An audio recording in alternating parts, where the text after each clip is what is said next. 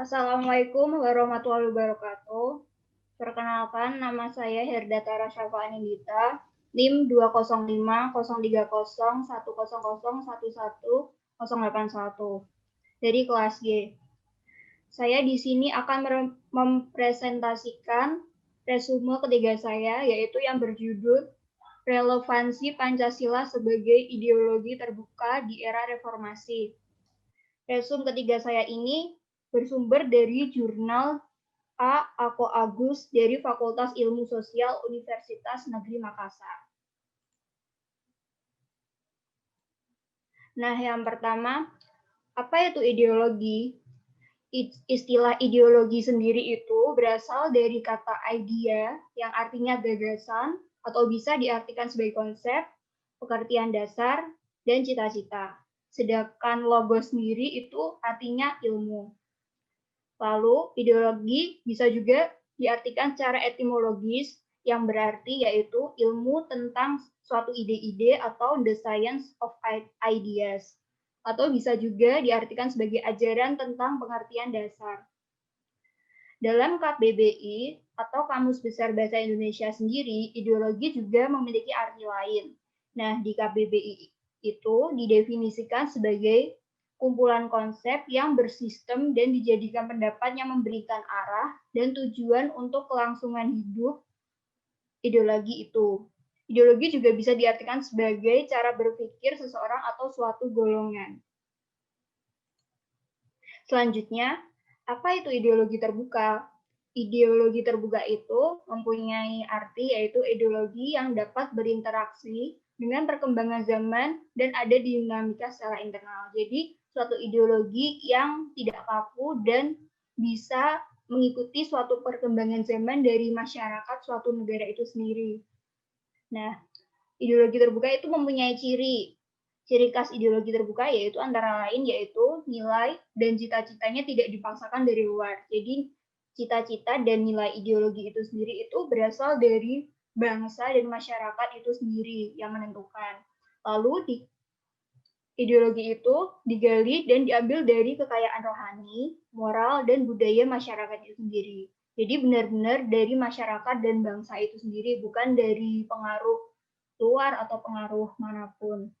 Lalu ideologi terbuka itu milik dari semua rakyat dan masyarakat dapat menemukan dirinya di dalamnya. Jadi ideologi terbuka itu berisi cita-cita dari rakyat suatu bangsa. Jadi ideologi itu ciri khasnya dari bangsa itu sendiri. Jadi ada ciri khas misal Pancasila dalam suatu ideologi bangsa Indonesia. Lalu selanjutnya, tantangan Pancasila sebagai ideologi negara. Nah, tantangan Pancasila sebagai ideologi negara itu dibagi menjadi dua, yaitu faktor eksternal dan faktor internal. Yang pertama yaitu faktor eksternal atau faktor dari luar. Pertama yaitu adanya pertarungan ideologi antara negara-negara superpower, yaitu seperti Amerika Serikat dan Uni Soviet pada tahun 1945 sampai 1990. Yang kedua ada yaitu menguatnya isu kebudayaan global yang ditandai dengan masuknya berbagai ideologi asing dalam kehidupan berbangsa dan negara.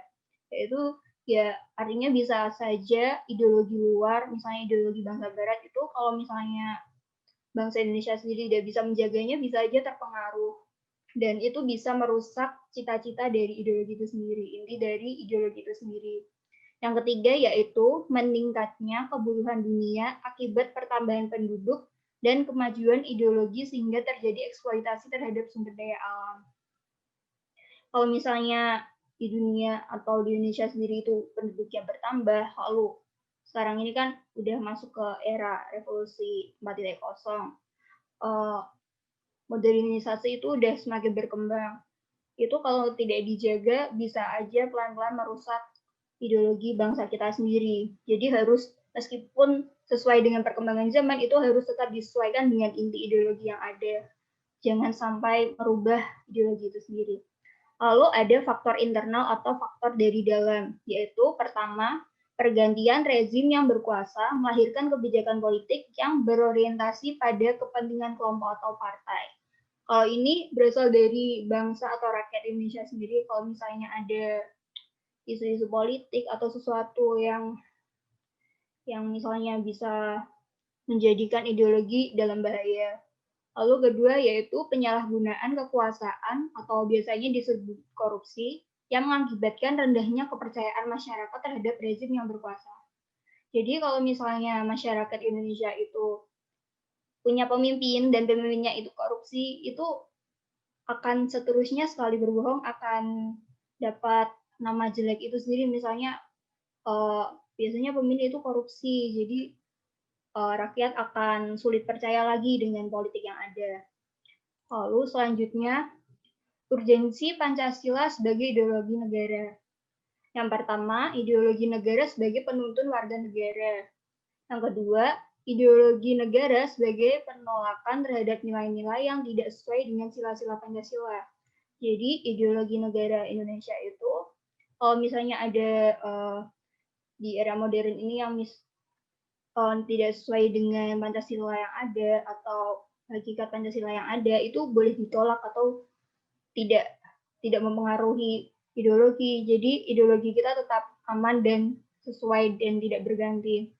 Lalu Pancasila itu berakar pada pandangan hidup bangsa dan falsafah bangsa, sehingga memenuhi syarat sebagai ideologi terbuka. Sekalipun suatu ideologi itu bersifat terbuka, tidak berarti bahwa keterbukaannya dapat memusnahkan atau meniadakan ideologi itu sendiri. Ini sudah dijelaskan dari slide-slide sebelumnya bahwa meskipun ideologi kita ideologi terbuka, bukan berarti semua yang berasal dari luar Indonesia itu diserap secara cuma-cuma, tapi harus disaring lagi sesuai dengan inti-inti ideologi kita, yaitu Pancasila. Lalu selanjutnya, Pancasila sebagai ideologi yang reformatif, dinamis, dan terbuka.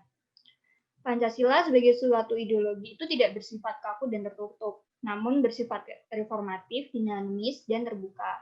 Maksudnya adalah bahwa ideologi Pancasila itu mampu menyesuaikan dengan perkembangan zaman, perkembangan iptek dan teknologi, serta dinamika perkembangan aspirasi rakyat.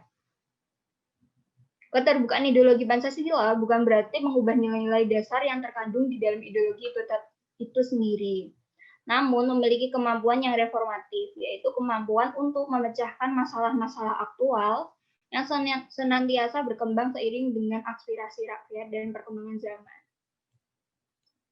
Lalu selanjutnya, ada 3 nilai yang terkandung dalam ideologi Pancasila sebagai ideologi terbuka, yaitu nilai dasar, nilai instrumental, dan nilai praksis.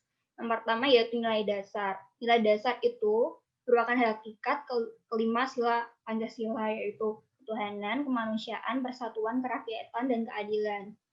Nilai dasar ini tuh juga tertuang pada pembukaan UUD 1945. Yang kedua ada nilai instrumental. Nilai instrumental itu penjabaran dari nilai dasar, yaitu suatu arahan, kebijakan, strategi, sasaran, atau lembaga pelaksanaannya. Nilai instrumental itu bisa berupa misalnya peraturan undang-undang atau GBHN. Lalu yang ketiga ada nilai praksis. Nilai praksis itu realisasi dari nilai-nilai instrumental yang bersifat nyata dalam kehidupan sehari-hari, dalam bermasyarakat, berbangsa, dan bernegara. Jadi nilai praksis itu misalnya kita mengamalkan nilai-nilai Pancasila dalam kehidupan sehari-hari. Jadi sesuatu yang bersifat nyata dan bisa kita temui di kehidupan sehari-hari.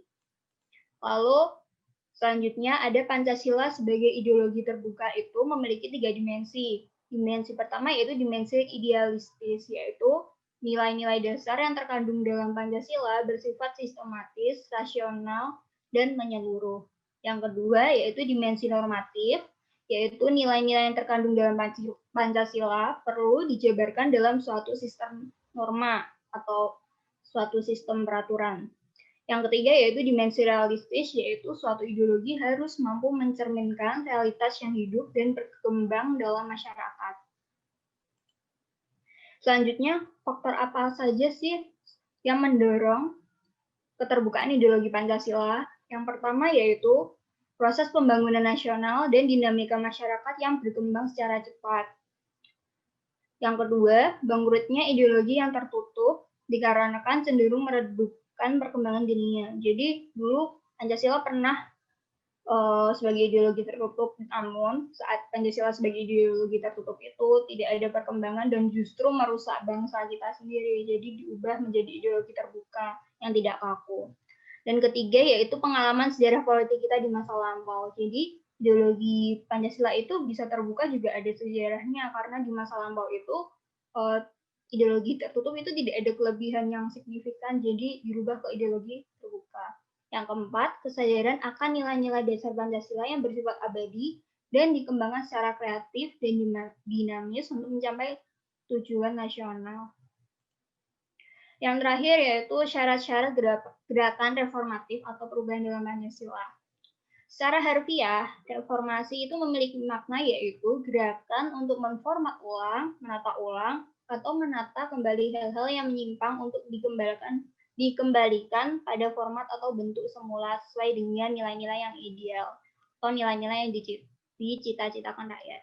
Jadi reformasi itu gerakan untuk mengubah atau menata ulang suatu hal yang menyimpang pada kehidupan bangsa dan negara. Nah, Pancasila sendiri itu bersifat nyata dan reformatif, yaitu mampu melakukan suatu perubahan.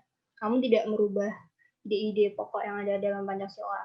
Nah, syarat-syarat tindakan reformasi sendiri itu ada 5. Yang pertama, gerakan reformasi atau perubahan itu bisa dilakukan karena ada suatu penyimpangan.